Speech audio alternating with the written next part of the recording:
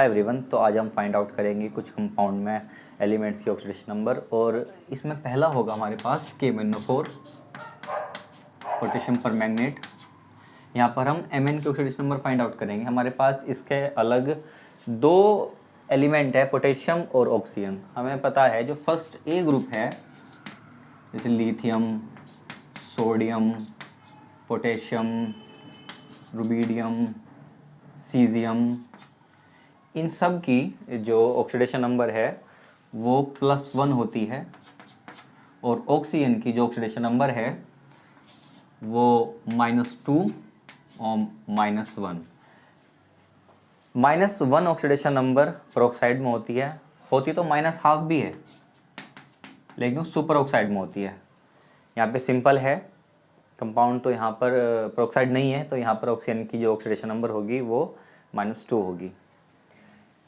जिसकी oxidation number हमें find out करनी होती है, मतलब जिस एलिमेंट की ऑक्सीडेशन नंबर फाइंड आउट करनी होती है हमें, हम क्या करते हैं उसकी x मान लेते हैं ऑक्सीडेशन नंबर।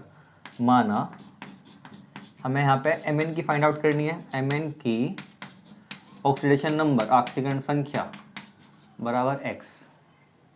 पोटेशियम 1 है, 1 की मल्टीप्लाई करेंगे हम +1 में, ये यहाँ पर क्या है +1 पोटेशियम की ऑक्सीडेशन नंबर, प्लस Mn की x है, यहाँ पर हम 1 की मल्टीप्लाई करेंगे, या नहीं करेंगे ऐसे रहने दीजिए क्योंकि Mn 1 है। यहाँ पर देखिए ऑक्सीजन 4 है, तो हम 4 गुणा 2 करेंगे और बराबर में लिखेंगे 0। अब ये 0 क्यों लिखा? आप देखिए KMnO4 पर कोई भी आवेश नहीं है, ये उदासीन है, इसलिए हमने बराबर में 0 लिखा। तो 1 + x - 8 = 0। तो x -8 और +1 ही आपका -7 हो जाएगा और आंसर आएगा आपका +7। तो KMnO4 में Mn की ऑक्सीजन संख्या होती है +7। सेकंड देखेंगे आप K2Cr2O7, ये आपका पोटेशियम डाइक्रोमेट है।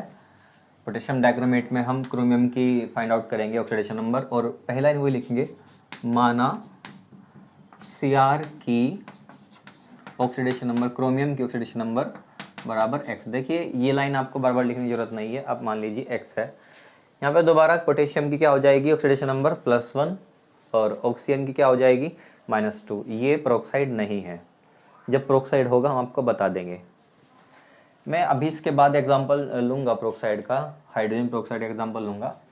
देखिए तो पोटेशियम की यहाँ पे +1 होती है, यहाँ पे पोटेशियम 2 है, प्लस का निशान, यहाँ पर x है मान रखी हमने, यहाँ पे क्रोमियम 2 है, प्लस का निशान, साथ यहाँ पे ऑक्सीजन है, -2 होती है ऑक्सीजन की, = 0। 0 क्यों आया यहाँ पर?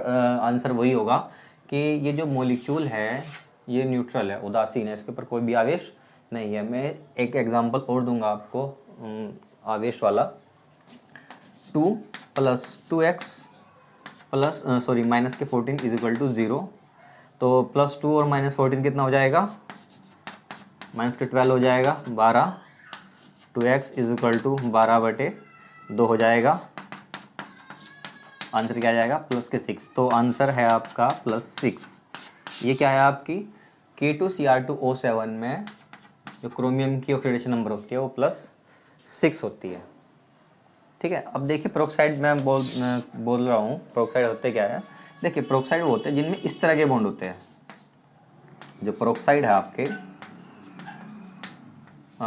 वो कंपाउंड है आपके जिनमें इस तरह के बॉन्ड होते हैं।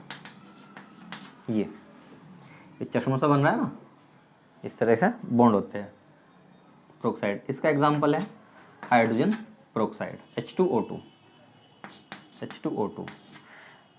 अब मान लीजिए चाहे आपके पास ऐसा आ जाए तो आपको पता लग जाएगा कि पेरोक्साइड है नहीं है। और अगर आपके पास इस तरह से मिल जाए और आपसे मैं पूछ लूँ कि यहाँ पर मतलब ऑक्सीजन की ऑक्सीडेशन नंबर क्या है यहाँ पे, ठीक है, तो आप वही मान लोगे, माना x। ठीक है, कितनी x? 2x। हाइड्रोजन कितनी होती है हमें पता है, हाइड्रोजन की भी जो ऑक्सीडेशन नंबर है वो +1 होती है। तो 2 + 1 प्लस कर देंगे, बराबर में 0 लिखेंगे क्योंकि इसके ऊपर क्या है, उदासीन, ये कोई भी आवेश नहीं है। 2 + 2x = 0, और यहाँ पर आ जाएगा आपका 2 2x -2 और x बराबर आ जाएगा, तो 2 कैंसिल हो जाएगा, ये -1 आ जाएगा। x बराबर क्या आ जाएगा? -1 आ जाएगा। इतना करने के बाद अब एक एग्जांपल जल्दी से पेरोक्साइड का ले लेते हैं, CrO5।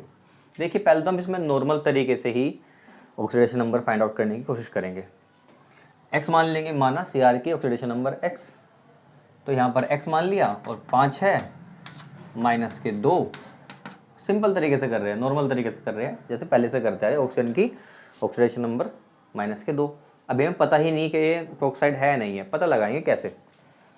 बराबर में 0 लिखेंगे तो सिंपल आ गया, यहाँ पर +10 आ गई क्रोमियम की ऑक्सीडेशन नंबर। लेकिन क्रोमियम के इलेक्ट्रॉनिक विन्यास यानी कि इलेक्ट्रॉनिक कॉन्फ़िगरेशन से ये पता चलता है कि इसके वैलेंस शेल में तो 6 इलेक्ट्रॉन है।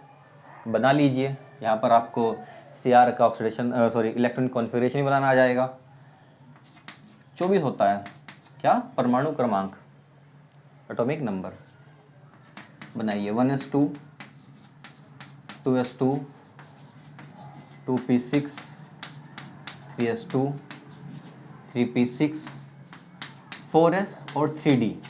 ये जो जानकार बच्चे होंगे उन्हें पता होगा कि यहाँ पर 2 नहीं आता, यहाँ पर 1 आता है और यहाँ पर 5 आ जाता है। इसका कारण क्या है? स्टेबिलिटी। ये अफबाउ के नियम का अपवाद है, अफबाउ के नियम का अपवाद है। अफबाउ का नियम कहता है क्या? पहले यहाँ पे 2 इलेक्ट्रॉन भरो, लेकिन क्रोमियम में ऐसा नहीं होता। क्रोमियम में और कॉपर में और भी बहुत सारे एलिमेंट है, फिलहाल तो आप ये 2 याद रखेंगे, क्रोमियम और कॉपर, ये क्रोमियम का है। तो क्रोमियम के आउटर मोस्ट शेल में वैलेंस इलेक्ट्रॉन कितने हैं? क्रोमियम के पास 6 इलेक्ट्रॉन है, इसकी आ रही है +10। गलत है, क्योंकि क्रोमियम की ऑक्सीडेशन नंबर अधिकतम +6 आनी चाहिए, क्योंकि 6 इलेक्ट्रॉन दे सकता है, ये 6 इलेक्ट्रॉन दे सकता है, तो इसकी मैक्सिमम कितनी आनी चाहिए? +6 आनी चाहिए, आ रही है 10। इसका मतलब ये गलत है, कुछ तो गड़बड़ है यहाँ पर। असल में क्या है, जो CrO5 है वो एक पेरोक्साइड है, वो एक पेरोक्साइड है। इसकी स्ट्रक्चर कुछ इस तरह की होती है, इसमें एक डबल बॉन्ड लगता है इस तरीके से। CrO5 में डबल पेरोक्साइड बॉन्ड है, और पेरोक्साइड बॉन्ड कुछ इस तरह के, देखिए ये वाले बॉन्ड ही है, ये जो बॉन्ड है आपके, ये वाले बॉन्ड ही है, बस थोड़ा इनको हमने बैंड किया हुआ है, ठीक है। इसकी निकालेंगे ऑक्सीडेशन नंबर, वो तो हमें पता ही है क्या होती है।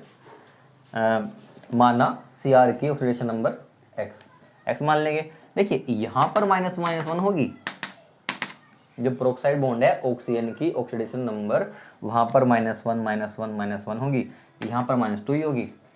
मतलब कि CrO5 में 4 ऑक्सीजन ऐसे हैं जिनकी -1 है और 1 ऑक्सीजन ऐसा है जिनकी -2 है, तो x मान लेंगे। ध्यान दो, 4 ऑक्सीजन ऐसे हैं जिनकी -1 है और 1 ऑक्सीजन ऐसा है जिसकी -2 है, बराबर में लिखेंगे 0। ये तो लिखना ही है क्योंकि हमारे पास कोई आवेश नहीं है। x -4 -2 = 0, यहाँ पर आएगा -6 = 0, x +6 आंसर आ जाएगा आपके पास, जो कि सही है क्रोमियम की ऑक्सीडेशन नंबर, ठीक है।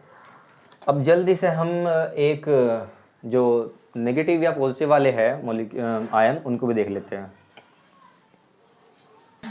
आयन्स के सबसे पहले लेंगे हम आयन में सल्फेट आयन SO4 2 नेगेटिव, ठीक है। देखिए अगर आप H2SO4 में सल्फर की ऑक्सीडेशन नंबर फाइंड आउट करोगे तो +6 आएगी, सल्फेट में +6 आएगी, लेकिन हमें बराबर में क्या रखना पड़ेगा? 0 नहीं रखनी, इस बार रखेंगे हम -2। -2 क्यों रखेंगे? क्योंकि यहाँ पर क्या है, -2 आवेश है, चार्ज -2 है यहाँ पे। माना सल्फर की ऑक्सीडेशन नंबर x मान लेंगे, प्लस का निशान -2 क्या है? ऑक्सीजन की ऑक्सीडेशन नंबर =-2। ये -2 क्या है? इस आयन पर आवेश, प्लस है तो प्लस, माइनस है तो माइनस। x -8 -2 =-2 प्लस आ जाएगा, इधर क्या हो जाएगा? ये प्लस हो जाएगा, तो x +6 आ जाएगी SO4 2 नेगेटिव में सल्फर की ऑक्सीडेशन नंबर।